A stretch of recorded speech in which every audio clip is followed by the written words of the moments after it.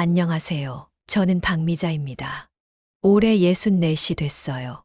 결혼 5년 만에 제 며느리는 집도 남편도 모든 것을 잃었습니다. 제 손에 의해서요. 잔인한가요? 그건 제 이야기를 다 들어보고 판단하세요. 여러분은 평생 희생했던 사람에게 배신당한다면 어떤 기분이 들까요? 가슴이 찢어지는 아픔과 분노, 그리고 복수심. 제가 어떻게 못된 며느리에게 통쾌한 한 방을 날렸는지 들어보세요. 남편은 일찍 세상을 떠났고, 저는 홀로 아들 준호를 키웠어요. 손이 갈라져 피가 맺히고, 허리가 구부러져도 아들만 보면 모든 고통이 씻겨 내려갔어요. 어떤 날은 식사를 거르면서까지 아들의 학비를 모았고, 혹독한 겨울에도 새벽부터 일했어요. 동상 걸린 손가락이 퉁퉁 부어도 아들 얼굴 한 번 보면 모든 게 괜찮았죠. 여러분도 자식 때문에 이렇게 희생한 적 있으신가요? 내 아이가 언젠가 이런 희생을 알아줄까요? 준호가 대학에 합격한 날, 밤새도록 울었어요. 그렇게 좋은 직장에 취직하고, 어느새 결혼할 나이가 됐어요. 그리고 서연이라는 여자를 데려왔죠. 처음 만났을 때 서연은 눈부신 미소로 저를 맞이했어요. 어머니, 앞으로 잘 부탁드려요. 준호 오빠가 어머니 자랑을 정말 많이 했어요. 제가 잘 모실게요. 그 미소가 얼마나 가식이었는지 그때 몰랐어요. 결혼식 피로연에서 제 손을 꼭 잡던 며느리의 손길이 얼마나 차가워질지 상상도 못했죠. 신혼집으로 들어선 바로 그날 밤, 며느리의 본 모습이 드러났어요. 어머니, 도대체 언제까지 여기 계실 거예요? 우리는 신혼도 없는 거예요? 그 말에 가슴이 철렁 내려앉았어요. 숨이 막힐 것 같았지만 아들의 행복을 위해 참기로 했죠. 신혼이니까 그럴 수 있지. 시간이 지나면 나아질 거야 라고 자기 위로를 했어요. 여러분도 가족을 위해 침묵했던 순간이 있나요? 그 침묵이 나중에 어떤 결과를 가져왔나요? 둘째 날 아침, 부엌에서 며느리에게 다가갔어요. 서연아, 내가 아침 준비 좀 도와줄까? 서연은 눈도 마주치지 않고 차갑게 대답했어요.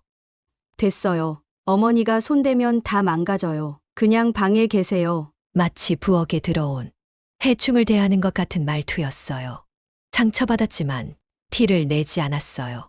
아들은 그 모습을 보고도 말 한마디 없이 신문만 보고 있었죠. 며칠 후 아들에게 이야기했어요.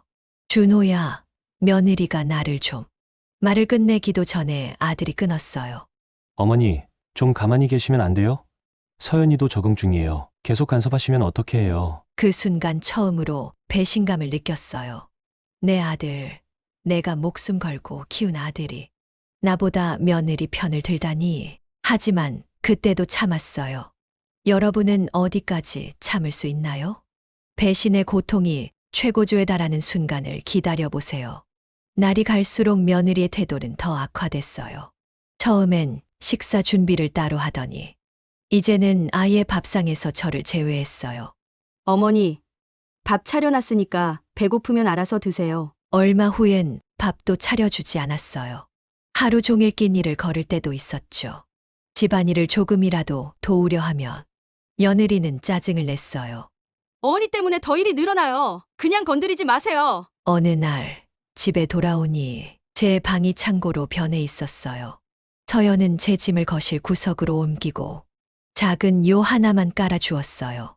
당분간 여기서 주무세요. 방을 좀 정리해야겠어요. 당분간은 영원히 계속됐어요. 거실 구석, 가족 사진이 걸린 벽 아래, 작은 요 위에서 지내는 날들이 이어졌어요. 여러분, 지금 보고 계신 노인학대는 우리 사회에서 흔히 일어나는 일입니다. 주변을 한번 둘러보세요. 혹시 여러분 주변에도 이런 피해자가 있지는 않나요? 며느리가 친구들을 초대할 때마다 저를 가리키며 비웃었어요.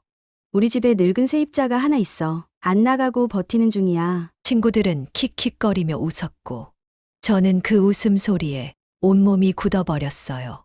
매일 밤 베개를 적시며 울었어요. 내가 뭘 그렇게 잘못했을까? 아들을 잘못 키웠나? 하지만 인내심에도 한계가 있었어요. 제 마음속에서는 서서히 무언가가 변하고 있었어요.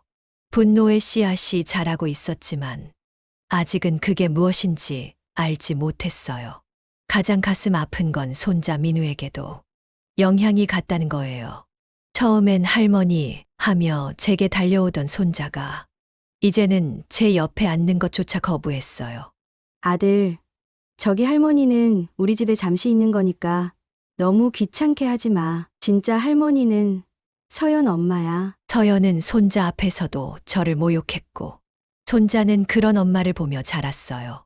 어느 날 제가 손자에게 간식을 주자 이렇게 말하는 걸 들었어요. 엄마가 할머니한테 받은 거 먹지 말래? 우리 돈으로 산 것도 아니래. 5살 아이의 입에서 나온 그 말에 마음이 찢어졌어요. 여러분은 이런 상황을 본 적 있나요? 어떻게 대처하셨나요? 댓글로 알려주세요. 그리고 영상이 마음에 드신다면 좋아요 눌러주시고 구독해주세요.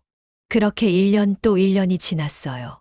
서연의 행동은 점점 대담해졌고 아들은 더욱 무심해졌어요. 26살 때부터 시작한 김치 장사로 번 돈으로 산 이 집.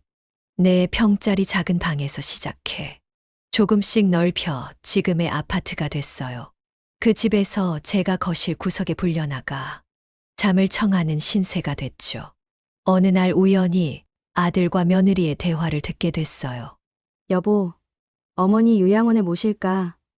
이제 연세도 있으시고. 며느리의 말에 아들은 잠시 침묵했어요. 글쎄, 어머니가 원하실까? 당연하지. 같은 또래 할머니들이랑 지내시면 훨씬 즐거우실 거야. 이제 우리도 좀 편하게 살자고. 어머니 방 미우 놀이방으로 써야겠어. 그 순간 제 가슴은 1000갈래만 갈래 찢어지는 것 같았어요. 그토록 사랑했던 아들, 제 희생으로 공부시키고 키워낸 아들이 이제는 저를 짐으로 여기고 있었어요. 눈물이 주르륵 흘렀지만 소리내어 울 수도 없었어요. 그들이 알아차릴까봐 입을 꽉 다물고 고통을 삼켰죠. 충격적인 장면이 이어집니다. 절대 놓치지 마세요. 다음 날 가장 견딜 수 없었던 사건이 일어났어요. 제가 평생 아끼던 남편의 유품과 금반지가 사라진 거예요. 젊은 시절 막노동으로 번 돈으로 남편이 결혼 20주년에 선물해준 반지였어요. 남편이 제게 남긴 유일한 추억이었던 그 물건들은 제게는 그 어떤 돈보다 소중했어요. 가슴이 두근거리고 손이 떨렸어요. 설마 떨리는 목소리로 며느리에게 물었어요. 서연아, 혹시 내 반지 못 봤니?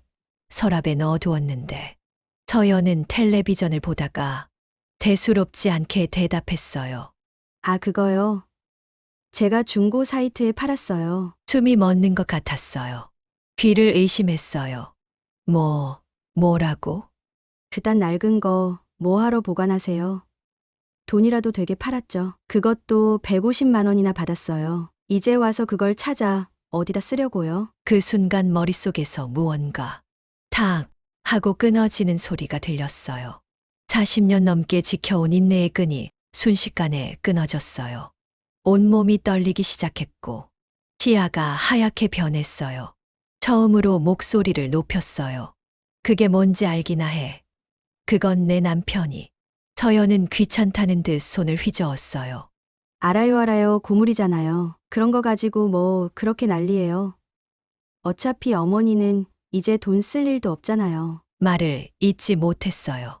가슴 속에서 뜨거운 것이 치밀어 올랐고 그때 처음으로 복수심이 싹 텄어요. 그날 밤 잠을 이루지 못했어요. 남편의 얼굴이 자꾸 떠올랐고 제 인생이 주마등처럼 스쳐 지나갔어요. 이렇게 끝낼 순 없다. 더 이상은 안 된다. 폭풍 전야입니다. 제 복수가 시작됩니다. 이제부터가 진짜 이야기예요. 아침이 되자 저는 평소와 다른 마음가짐으로 일어났어요. 더 이상 수그러들지 않았고 눈빛부터 달라졌어요. 아무 말 없이 제일 좋은 옷을 꺼내 입고 작은 가방에 필요한 물건들만 챙겼어요. 오랫동안 모아둔 통장과 집문서, 그리고 제 신분증만 들고 집을 나섰어요. 서연은 아침 식사를 하고 있었어요. 어머니, 어디 가세요? 아침은 안 드세요? 처음으로 친절한 척하는 그녀의 목소리가 가식적으로 들렸어요. 하지만 저는 대답하지 않았어요. 그저 마지막으로 이 집을 둘러본 후 조용히 문을 열고 나왔어요. 거리를 걸으며 처음으로 자유를 느꼈어요. 마치 무거운 짐을 내려놓은 것 같았죠. 첫 번째로 찾아간 곳은 변호사 사무실이었어요. 오랜 세월 동안 모아둔 제 재산이 적지 않았어요. 집과 토지, 그리고 몇십 년간 아껴 모은 예금까지. 모두 아들을 위해 모아둔 것이었지만, 이제는 다른 결정을 내릴 때였어요. 제가 평생을 모아온 재산이에요. 모두 사회복지 재단에 기부하고 싶습니다. 변호사는 놀란 눈으로 저를 바라보았어요. 정말로요? 약 10억 원이 넘는 재산입니다. 한번 결정하시면 되돌릴 수 없습니다. 저는 확신에 찬 눈빛으로 대답했어요. 네, 그렇게 해주세요. 다만 한 가지 조건이 있어요. 일주일 동안은 아들 부부가 찾아와도 이 사실을 알려주지 마세요. 그들이 어떤 반응을 보일지 보고 싶어요. 변호사는 오랫동안 저를 바라보더니 고개를 끄덕였어요. 그는 제 눈에서 결심을 읽었던 것 같아요. 변호사의 도움으로 모든 서류 절차를 마친 후 저는 오랜 친구가 운영하는 요양원으로 향했어요. 친구는 제 사정을 듣고 가장 좋은 방을 내어주었어요. 친구야, 내가 평생 고생만 하고 이게 무슨 일이라니? 이제라도 편히 쉬어. 처음으로 마음의 짐을 내려놓는 것 같았어요. 그동안 얼마나 힘들었는지, 얼마나 외로웠는지 깨달았어요. 요양원 창문으로 바라본 하늘은 그 어느 때보다 푸르렀어요. 이곳에서는 나를 무시하는 사람도, 짐처럼 대하는 사람도 없었어요. 같은 처지의 노인들과 이야기를 나누며 웃을 수 있었고, 간호사들은 항상 존중하는 태도로 대해 주었어요. 일주일이 지났어요. 변호사가 아들의 집을 방문했을 테지요. 그들의 표정이 어땠을지 상상하니 처음으로 웃음이 나왔어요. 복수심이라기보다는 해방감이었어요. 예상대로 그날 오후 아들과 며느리가 요양원을 찾아왔어요. 얼굴은 창백했고 아들은 당황한 표정이었어요. 서연의 눈은 충혈되어 있었고 평소의 당당함은 온데간데 없었어요. 떨리는 목소리로 말했어요. 어머니, 도대체 무슨 짓을 하신 거예요? 어떻게 집을 다 기부해 버릴 수가 있어요? 서연의 목소리는 히스테리컬하게 떨리고 있었어요. 더 이상 그녀의 얼굴에는 오만함이 없었어요. 오직 공포와 당혹감만이 가득했어요. 우리는 이제 어디서 살아요? 집이 경매에 넘어간대요. 은행에서는 대출금 갚으래요. 어머니가 어떻게 이럴 수 있어요? 그래요. 어머니, 왜 이러시는 거예요? 이러면 우리가 어디서 살아요? 제발 결정을 철회해 주세요. 아들도 간절히 부탁했어요. 하지만 저는 차분하게 대답했어요. 이미 끝난 일이다. 돌이킬 수 없으니 그만 돌아가라. 서연은 돌연 무릎을 꿇었어요. 눈물을 흘리며 애원했어요. 어머니, 제발요.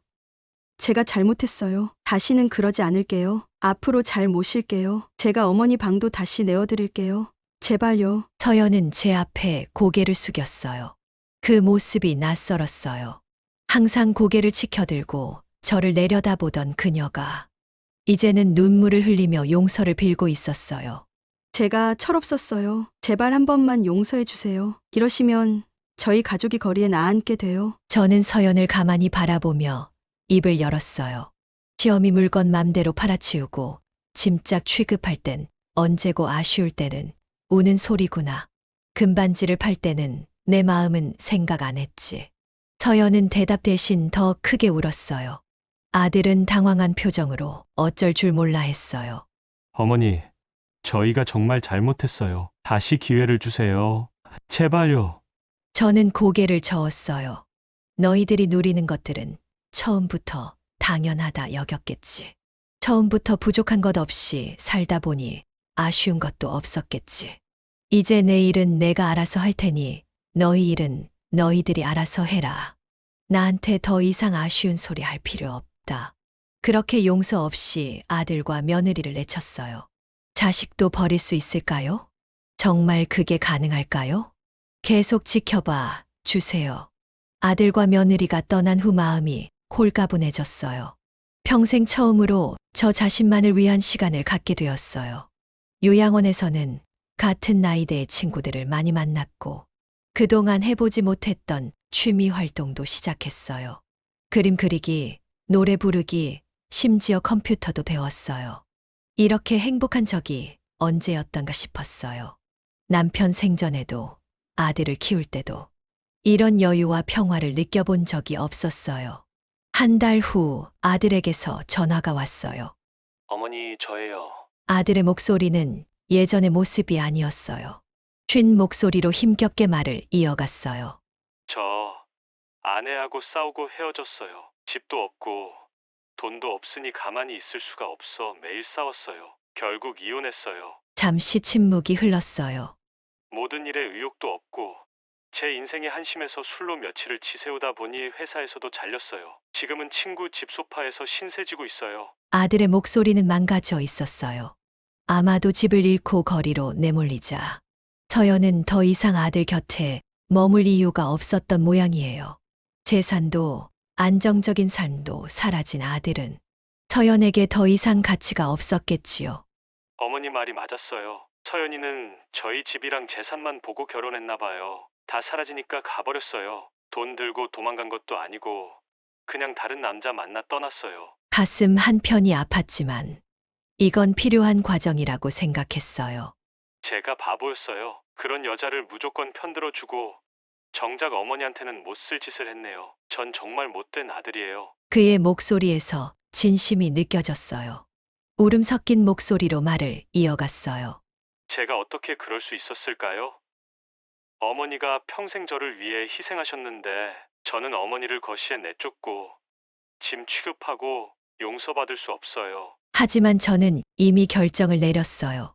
아들, 지금부터는 내 인생을 내가 책임져라. 이제 나도 내 인생을 살아갈 테니 말이다. 내가 느끼는 그 고통이 내 잘못의 대가야.